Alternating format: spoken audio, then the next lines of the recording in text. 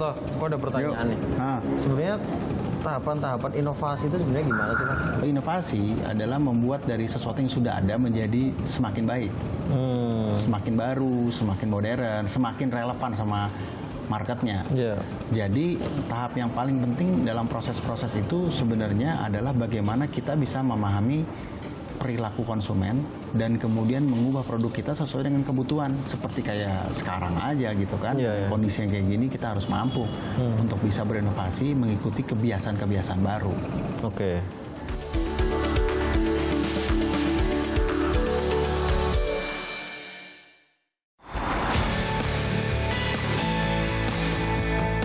Kita tuh di Jakarta ya, lagi asik ngomongin soal inovasi, khususnya pada saat pandemi kemarin ya.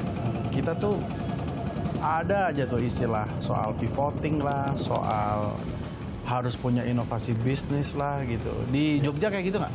Iya, di Jogja juga dia banyak juga pengusaha-pengusaha yang merubah model bisnisnya jadi inovasi-inovasi baru, Mas. Tapi kan agak susah ya kalau menurutku nih, aku nggak tahu, mungkin aku salah.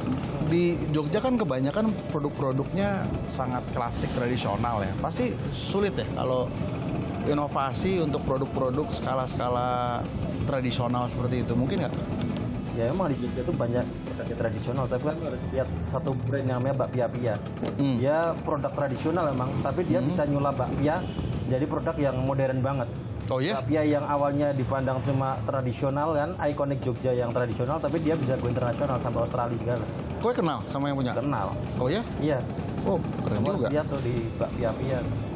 Kelezatan bakpia ternyata telah menggugah hasrat seorang ibu bernama Rasuna untuk membuat bakpia yang lebih lezat dari yang asli yang selama ini dikenal orang. Atas dasar ingin membuat bakpia yang beyond original, Bakpia Pia pun hadir meramaikan pasar oleh-oleh di Yogyakarta. Saya lihat potensi bakpia itu di Jogja ini bagus ya. Kita coba untuk jual. Nah, alhamdulillah ya, mereka senang ya dengan apa yang kami buat. Kami mulai dengan tetangga, kita jual dengan teman-teman dulu, seperti itu. Mereka repeat order terus. Nah, dari situ mulai kita kembangkan untuk kita membuka gerai di Dagen.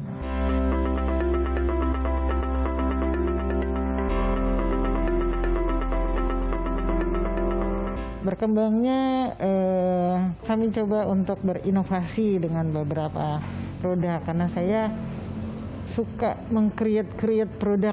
Nah, itu bagian dari hobi saya. Itu jadi sehingga saya coba untuk bakpia itu berbeda rasanya dengan yang lain. Kami coba diisi ya, ada feeling kayak kita makan roti itu kan ada feeling coklatnya, ada toppingnya. Kita coba create ke situ untuk bakpia. Alhamdulillah rasanya nyambung ya gitu loh. Kita kasih durian, kasih selai nanas, itu nyambung banget gitu ya. Nah, itu yang kita coba untuk meng-create itu. Sampai hari ini kami terus membangun rasa ya supaya tidak monoton seperti itu ya, mengikuti apa yang diinginkan pasar. Ada green tea, ada black beauty, ada keju yang edam, macam-macam lah kami bikin. Pokoknya kita berkreasi terus, produk kami perbaiki terus. Misalnya saya coba bikin green tea ya. Satu kali mungkin kita gagal, oh iya seperti ini. Kedua kali, kegagalan satu kali itu biasanya saya sebar, apa sih masalahnya. Jadi semua karyawan makan. Oh iya ini Bu, green tea-nya kurang sedikit. Oh iya ini Bu, kemanisan gitu lah. Jadi kita rangkum itu. Terus produk kedua kita coba lagi yang kedua. Kita coba sebar ke beberapa teman. Nanti dapat masukan dari teman-teman seperti itu. Biasanya 4 kali aja alhamdulillah. Nah, yang ketiga biasanya customer. Kita coba bikin free ya untuk customer, coba produk-produk baru kita. Alhamdulillah kalau kita coba produk baru yang sebetulnya kita belum siap untuk kita jual, belum ada yang mau kita jual, hanya kita jual kita berikan sampel aja, mereka sudah pesen seperti itu. Ya yang penting berikan yang terbaik. Kalau saya berikan semuanya yang enak ya, bukan mereka makan itu nyaman gitu loh. Itu aja sih kalau saya berpikirnya. Seenak mungkin, kalau masalah harga insya Allah ngikutin sih.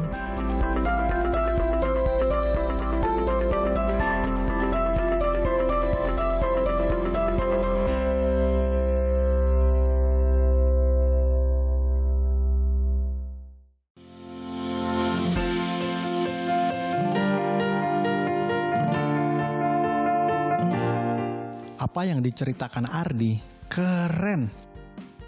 Beberapa waktu yang lalu, Ardi sempat menyambangi brand yang relatif baru, Bakpia Pia namanya, untuk mencari tahu soal inovasi apa yang mereka jalankan demi mengusung kebaruan produk mereka agar lebih bisa long lasting, memenuhi tuntutan zaman dan pelanggan.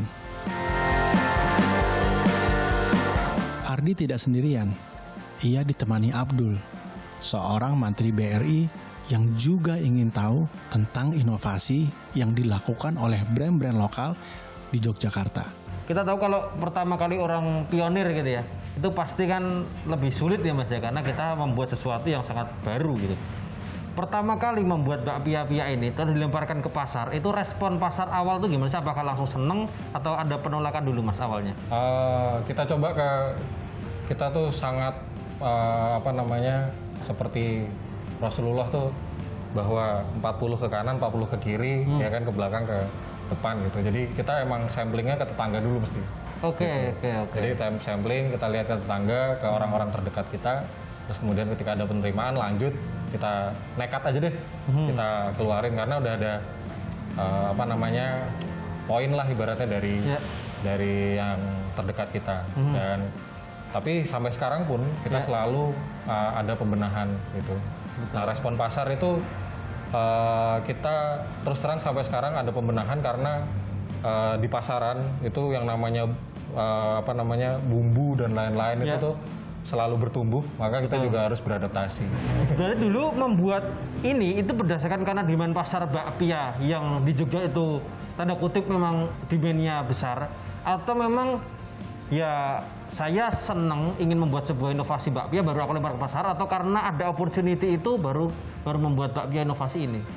Ibu saya bercerita bahwa latar belakangnya adalah pertama itu sebenarnya adalah karena beliau itu selalu memberikan makanan yang paling sehat dengan ingredient yang terbaik gitu. Oke.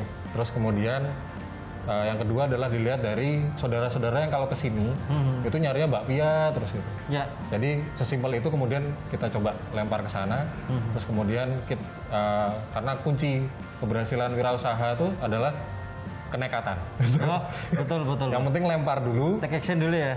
Ketika ada masukan-masukan, kita coba benahi sedikit demi sedikit gitu untuk memberikan yang terbaik ke masyarakat. Mas Abdul, ini kan bakpia termasuk salah satu ikon Jogja ya, apalagi ini bakpia inovasi ya. Gimana menurut Mas Abdul tentang potensi bakpia pia ini, bahkan ini sudah keluar negeri ya Mas Tano ya? Alhamdulillah. Pameran ke beberapa negara, sudah ada demand pasar ke sana. Kira-kira menurut Mas Abdul ini apakah prospek dari si bakpia pia ini untuk jangka panjang kira-kira gimana, dan apa yang harus dikembangkan supaya ini dapat lebih gede lagi? Ya kalau ini prospek kedepannya ya, kalau kita lihat kan di sini banyak saling koneksi ya antara ini. Maksudnya di sini ada kulit bakpia itu sendiri kan membutuhkan ya tepung dan lain sebagainya. Betul. Ada kacang hijau. Jadi di sini kan bisa menumbuhkan mungkin petani-petani lokal berupa ya kacang hijau atau dia coklat dan bahan-bahan lain sebagainya. Nah, terus yang kedua ini saya lihat juga dari segi pembukuannya. Kalau di BRI itu sendiri kan dia punya yang namanya rekening satu pintu ya. Jadi di situ mungkin dari bakpia pia itu bisa memberikan rekening di situ dia untuk transaksi keluar, bisa jadi untuk membeli bahan bakunya, dia untuk penggajian karyawan, dan sebaliknya untuk pemasukannya dia. Kalau misalnya di situ tertera untuk pembayarannya, bisa menggunakan barcode atau bisa menggunakan mesin. Jadi pembayarannya itu langsung masuk ke rekening. Jadi di situ sudah kelihatan. Kedepannya juga kan perbankan itu untuk membaca masalah omsetnya itu kan bisa dilihat dari situ aja. Jadi kita nggak perlu wawancara ke si nasabah, jadi kita cuma bisa ngelihat dari rekening koran itu sudah tertera semuanya. Omsetnya dia berapa, pengeluaran dia berapa, pemasukannya dia berapa. Jadi sudah lengkap semua.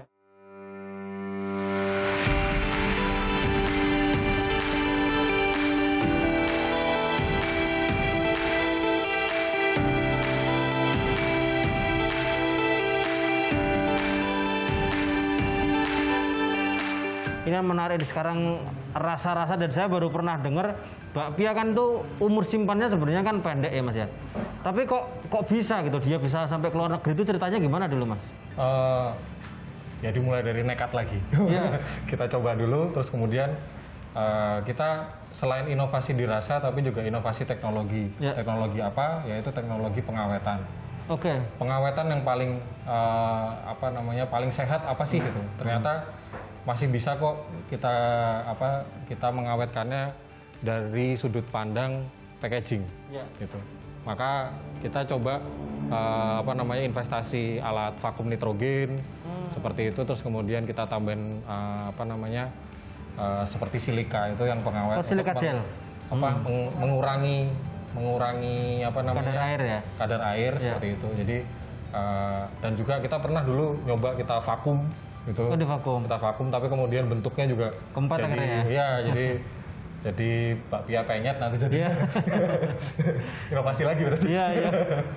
Jadi salah satunya, maka kalau bisa kita inovasi itu jangan hanya dari satu titik, tapi juga titik pendukung yang lainnya kita juga berinovasi. Betul sih. Ini yang menarik kan gini, banyak orang itu berinovasi, ide-ide liar tapi pada akhirnya prapayu gitu. Dia nggak laku gitu. Tetapi bakpia melakukan sebuah inovasi yang dilandasi terhadap pasar gitu. Jadi dia marketable istilahnya. Ada nggak sih pesan-pesan bagi teman-teman UMKM di luar sana untuk yang ingin melakukan sebuah improvement atau inovasi begitu, supaya produknya bisa laku kayak bakpia ini, inovasinya bisa terserap pasar tuh, tips-tipsnya apa Mas Sana? Tips-tipsnya adalah kembali lagi ketika kita mencari jodoh gitu. Maka kita fokusnya ke target si jodoh tersebut. Dia sukanya apa gitu. Orang tuanya yang paling penting juga. Orang tuanya artinya yang lingkungan pendukungnya itu sukanya apa. Maka ya kita fokus ke sana gitu loh. Jangan sampai kita hanya fokus kepada ego diri kita. Karena kita mau jualan bukan buat diri kita kan, tapi kita jualan buat pasar, dan kemudian dari circle pasar target kita yang pertama, terus kemudian target berikutnya, seperti itu. Jadi mau komoditas apapun itu, kita insya Allah bisa tetap laku karena kita benar-benar sayang sama target kita. Nah, ini keren ya, karena jarang pengusaha muda, bahkan saya tahu Mbak Risna dan Mas Tano udah pameran di beberapa negara kan, saya juga pernah ikut juga ke sana. Dan yang unik adalah bakpia ini. Nah, ini yang menarik, tipsnya adalah bagaimana kita dapat mengerti selera dari target pasar yang akan kita bidik ya.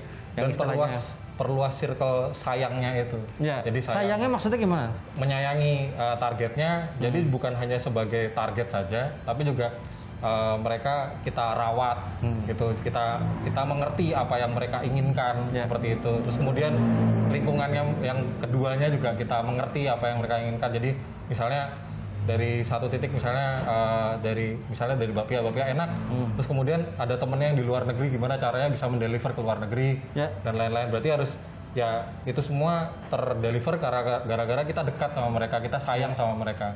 Maka kita harus benar-benar sayang tulus sama target kita, terus kemudian kita perluas sayang tersebut yang sama dengan kemudian jadinya manfaat. Yang akhirnya keberadaan kita bukan ancaman tapi benar-benar diterima, dinantikan, yang akhirnya komoditas apapun yang kita keluarkan dari brand kita akhirnya jadinya brand gitu. Brand kita nanti ditunggu terus sama khalayak. Lalu udah berapa tahun sih bakpia? Bakpia dari tahun 2004. 2004 ya udah 17 tahun ya? Ya. Sampai sekarang masih eksis ya? Sweet 17. Oh iya, Sweet 17.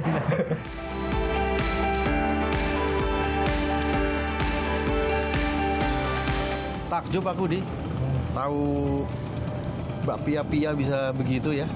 Iya, aku juga dulu nggak pernah nyangka dia bisa pameran ke Malaysia. Itu ya, kreativitas tuh bisa ditarik sampai seliar itu ternyata ya. Iya, betul. Tapi ini menurutku ini cuma bisa dilakukan mungkin kalau mindsetnya memang terbuka untuk inovasi. Betul. Artinya mungkin ya yang muda-muda, yang usahanya masih muda-muda, yang usahanya masih pemula gitu, mungkin yang malah bisa berinovasi. Yang tua-tua mungkin malah kesulitan kali untuk inovasi. Jangan salah, ada sebuah brand di Yogyakarta yang dari tahun 1925 sekarang dia menjelma menjadi brand yang sangat modern banget. Namanya Gudeg Bu Citro. Bu Citro yang itu, yang gudeg terkenal itu? Iya, Gudeg Bu Citro yang khas Jogja itu. Tapi sekarang dia udah pakai kaleng. Dulu dia cuma tahan 3 hari, sekarang tahan 1 tahun. Sejak kapan itu? Ya kurang lebih 10 tahun yang lalu, dia 2010 dia udah berinovasi ke arah gudeg kaleng. Dan bisa diekspor ke Kanada, ke Malaysia, dan udah banyak negara yang pakai Gudeg Bu Citro itu. Gak pernah kebayang emang. Keren.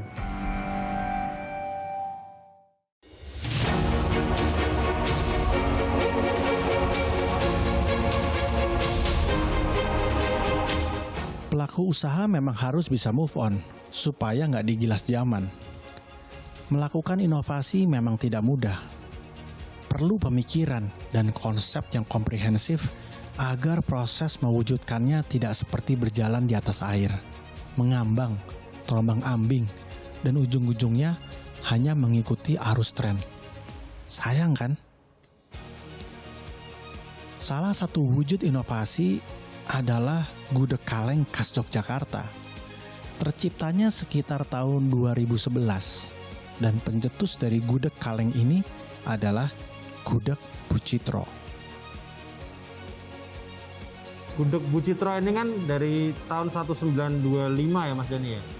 Ini boleh diceritakan nggak Mas, ini gimana kisah perjalanan brand legendaris ini hingga saat ini dari tahun 1925 itu hingga sekarang tuh gimana Mas ceritanya? Jadi begini, kalau sampai di sekarang kan sudah generasi keempat. Jadi yang kami itu generasi pertama untuk Bu Citronya. Sejak 1925 itu, kemudian waktu itu masih buka pertama kali itu di Jogja di depan Pasar Ngasem di emperan seperti itu. Kemudian dilanjutkan oleh generasi kedua. Generasi kedua bisa buka di Jakarta sama di Jogja yang beberapa cabang itu. Terus kemudian dilanjutkan oleh generasi orang tua kami, generasi ketiga. Salah satu yang restoran yang di sini ini buka untuk generasi ketiga. Tiga ya? Ya, betul. Nah, untuk sekarang di generasi keempat, di generasi kami yang melanjutkan dengan melakukan inovasi gudeg kaleng ini. Gudeg kaleng ini ya? Ini udah berapa tahun dari Mas gudeg kaleng ini? Gudeg kaleng itu kami rintis sejak 2010. Oh, 11 tahun ini jalan ini ya? 11 tahun ya, oke. Kenapa Mas dulu milih pengen di gudeg kaleng ini, kenapa alasannya? Awalnya dari permintaan konsumen. Jadi banyak yang oleh-oleh gudeg gak tahan lama, cuma tahan 2 hari. Nah, kita inisiatif untuk buat gudeg yang bisa tahan lama sehingga orang bawa oleh-oleh itu gampang.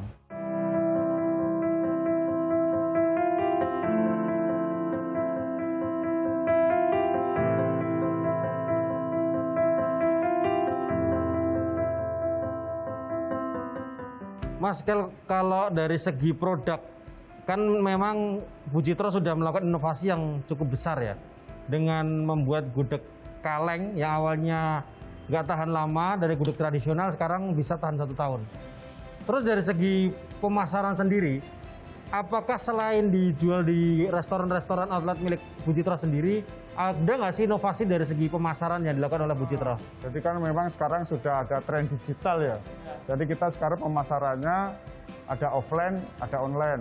Dan dua-duanya kita jalankan. Kalau yang di offline itu pemasarannya lewat restoran dan kita konsinyasi ke toko oleh-oleh. Salah satunya termasuk yang paling besar kan ada di retail kayak Carrefour gitu-gitu sudah masuk. Sama toko oleh-oleh seluruh Jogja, Solo, Semarang itu hampir semuanya masuk.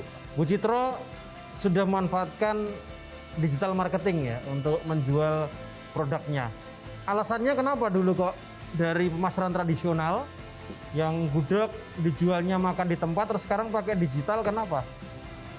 Ya karena alasan hampir setiap orang sekarang kan pegang smartphone dan beli lewat handphone. Apalagi generasi milenial sekarang ya, tidak ada generasi milenial yang tidak megang handphone. Jadi kita memang harus memanfaatkan pasar teknologi yang ada. Perilakunya udah berbeda ya? Sudah sangat berbeda. Disrupsi memang begitu nyata ya? Iya, betul. Dan begitulah Bu Citra menyikapi perubahan pasar itu ya? Betul. Ini isu yang perilaku konsumen udah beda nih Mas Abdul. Gudeg yang awalnya kita makan di tempat, sekarang bisa jadi diekspor loh, 1 tahun loh. Ini saya lihat juga di sini kan memang bahan bakunya banyak ya. Ada macam-macam juga. Dari sini kan bisa menumbuhkan banyak UMKM Mas ya. Di sini juga ada petani telur, ada ya kelapa, ada yang kaleng semua. Ini kira-kira dari Gudeg Bu Citra sendiri itu memiliki berapa binaan UMKM dan sudah sampai sejauh mana Mas? Ya. Kalau binaan UMKM, kami bekerja sama dengan LIPI dan BPOM, jadi ada sinergi antara kami, LIPI, dan Balai POM. Balai POM bertugas sebagai untuk perizinannya, mempercepat perizinan. LIPI sebagai lembaga risetnya, saya sebagai jasa pengalengannya. Dan dari sinergi ini sudah lebih dari 50 UKM lebih yang sudah kami bina. Dan sudah hampir semua sudah keluar izin edar. Bahkan satu UKM bisa membuat 1-2 produk ya.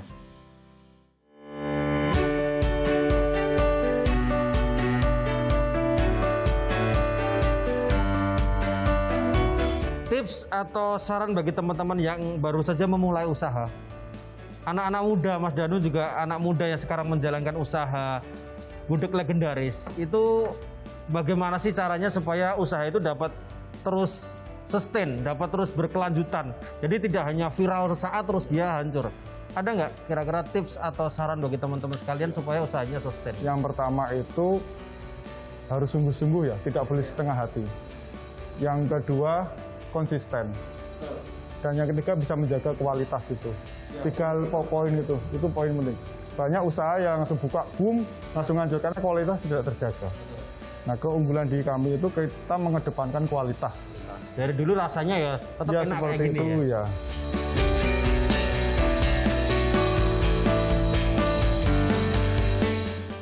Steve Jobs pernah bilang, ketika kita berinovasi, kadang kita akan membuat kesalahan. Cepat akui dan perbaiki kesalahan itu dengan melanjutkan dan meningkatkan inovasi lainnya. Pemimpin ialah orang yang menciptakan inovasi, sementara pengekor adalah mereka yang hanya melihat kesalahan orang lain. Nah, sekarang pilihan ada di tangan kita. Berani berinovasi? Lakukan sekarang. Kalau ini inovasi bukan.